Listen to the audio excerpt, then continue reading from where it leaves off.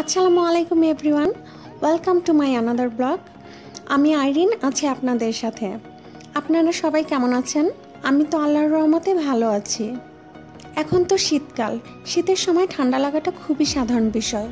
আজকের ব্লগে আমি আপনাদের সাথে শেয়ার করব সর্দি কাশি প্রতিরোধ করে এরকম একটি ঘরোয়া উপায়।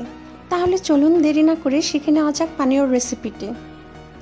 পানীয়টি তৈরি করার জন্য আমি একটি লেবু নিয়ে নিয়েছি। লেবুটা আমি কেটে ছোট ছোট টুকরো করে নিব। তো লেবুতে কিন্তু প্রচুর পরিমাণে ভিটামিন সি রয়েছে।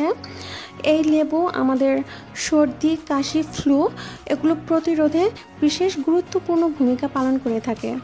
এছাড়াও আমাদের শরীরের ওজন এবং বাড়তি মেদ কমাতে লেবু কিন্তু একটা ইম্পর্ট্যান্ট ভূমিকা পালন করে থাকে। এই ড্রিঙ্কসটি কিন্তু করোনা ভাইরাসের জন্য উপকারী। তো আমার লেবুগুলো কাটা শেষ হয়ে গেছে, এখন আমি এগুলোকে রেখে দিব। এখন আমি আদা কেটে নিব। আদা কিন্তু আমাদের রোগ প্রতিরোধ ক্ষমতা বাড়াতে সাহায্য করে এবং ঠান্ডা কাশির উপসর্গ কমাতে আদা কিন্তু ভীষণ উপকারী। আদার খোসা ছাড়ানো হয়ে গেলে আদাকে ভালো করে পানি দিয়ে ধুয়ে নিতে হবে, কারণ আদায় কিন্তু প্রচুর বালি থাকে। আর এই আদা কিন্তু সেই প্রাচীনকাল থেকেই সর্দি কাশি নিরাময়ের জন্য ব্যবহার হয়ে আসছে। শীতকালে বিশেষ করে বাচ্চারা এবং বয়স্ক লোকেরা সর্দি কাশি ফ্লু এই সকল রোগে বেশি আক্রান্ত হয়ে থাকে।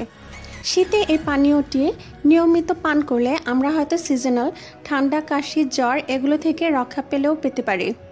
আমি কিন্তু আদাটা খোসা ছাড়িয়ে ভালো করে ধুয়ে নিয়েছি। এবার আমি আদাটাকে ছোট ছোট টুকরো করে কেটে নিব। এই ফাঁকে আপনাদের বলে নিচ্ছি, যদি আমার ব্লগটা আপনাদের ভালো লেগে থাকে প্লিজ আমার চ্যানেলটা সাবস্ক্রাইব করবেন, পাশে থাকা বেল আইকনে একটি ক্লিক করে দিবেন, আর আপনাদের ফ্যামিলি অ্যান্ড ফ্রেন্ডসের সাথে আমার ব্লগটা শেয়ার করবেন, কেমন? আর এই মহামারীর সময় আমি আল্লাহর কাছে দোয়া করি তিনি যেন সবাইকে সবসময় ভালো রাখেন এবং আপনারাও আল্লাহর কাছে আমার জন্য দোয়া করবেন। যাই হোক, এতক্ষণে আমার কাটাকুটি প্রায় শেষের পর্যায়ে। এখন আমি এই আদাগুলোকে একটা পিরিচে রেখে দিব। এই পানীয়টাকে কিন্তু আমাদের অবশ্যই কুসুম কুসুম গরম অবস্থায় খেতে হবে। এটাকে কিন্তু কোনোভাবেই ঠান্ডা অবস্থায় খাওয়া যাবে না, তাহলে কিন্তু আশানুরূপ ফল পাওয়া যাবে না। যাই হোক, এখন আমি আপনাদের দেখিয়ে দিব এই ড্রিঙ্কটা তৈরি করতে কি কি উপকরণ লাগছে। এই তো লেবু আমি আগে কেটে নিয়েছিলাম, আর এটা হচ্ছে আদা কুচি, এর সাথে আর লাগবে কালো জিরা। এই তো আমি কালো জিরা একটা পাত্রে নিয়ে নিয়েছি, আর কালো জিরার গুণের কথা তো আমরা সবাই জানি। এখন আমি চুলায় একটি পাত্র বসিয়ে দিয়েছি। এবার আমি 1 কাপ পরিমাণ পানি খুব ভালো করে গরম করে নিব। পানিটা কিন্তু অবশ্যই বিশুদ্ধ ও পরিষ্কার পানি নিতে হবে। পানিটা 2-3 মিনিট ফুটানোর পর এর মধ্যে আমি দিয়ে দিব আদা কুচি,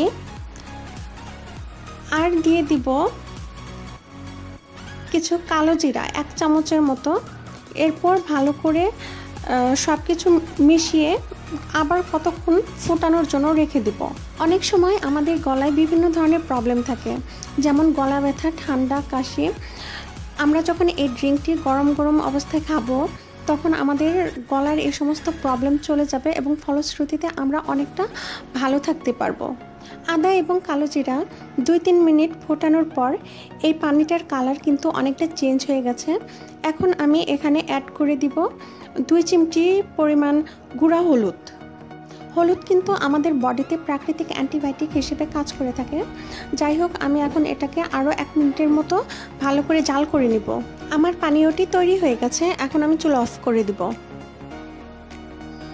পানীয়টি কিছুক্ষণ ঠান্ডা করার পর একটি ছাঁকনি দিয়ে ছেঁকে কুসুম কুসুম গরম অবস্থায় পানীয়টি আমি একটি কাপের মধ্যে নিয়ে নিব। এখন আমি আগে থেকে কেটে রাখা লেবুর রসগুলো চিপে এই পানীয়ের মধ্যে দিয়ে দিব। এই পানীয়টা আমরা ইচ্ছা করলে দিনে 2 বার সকালে এবং বিকালে পান করতে পারি, অথবা আমরা যে কোনো একবার, যেমন সকালে ঘুম থেকে ওঠার পর এটা পান করতে পারি। এখন আমি এটার মধ্যে দিয়ে দিব 1 চামচ মধু। মধু দিলে এটার টেস্টটা ভালো আসে। এছাড়া মধু তো এমনিতেও আমাদের জন্য অনেক উপকারী। এরপরে আমি সব উপকরণগুলো ভালোভাবে মিশিয়ে নিব। আর এই তো তৈরি হয়ে গেল আমার হেলথ ড্রিঙ্ক।